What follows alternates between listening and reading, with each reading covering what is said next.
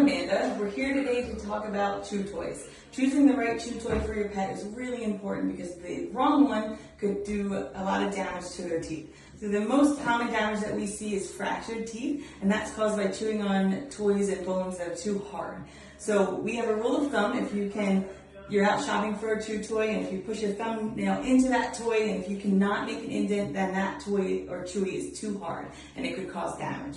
So we have a bunch of things here that can cause a lot of damage to your pet's teeth. So we have the marrow bones, the antlers, the bully sticks. All of these are really, really hard. We try to make an indent. There's no indent in there at all, and they're really, really hard. So it would fracture your pet's teeth. Oddly enough, these plastic toys, chew toys, again, you put it in, try to make an indent, there's definitely no indent there, so they are definitely too hard as well. We have your horns and your hooves that are the same thing. We also have these dental sticks that are definitely not flexible at all, and again, try to make an indent, there's no indent. So all of these things could potentially fracture your pet's teeth.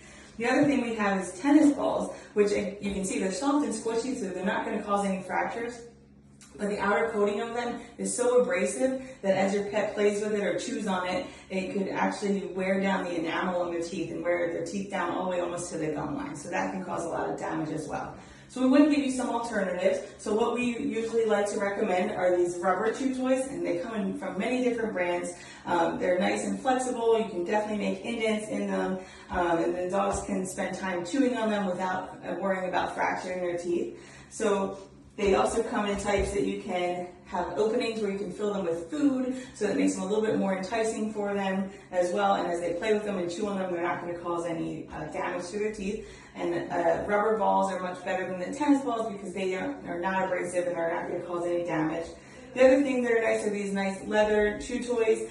They're flexible, and you can make an indent with your thumbnail, so those are going to be safe enough, and they can spend a little time chewing on those. We also have a variety of treats and toys, treats and chewies. So the Tartar Shield and the Veggie Dents and the Oravents are all going to be safe and not going to cause any damage. If you have any questions and want to chat with us about what's safe for your pet, please call us anytime.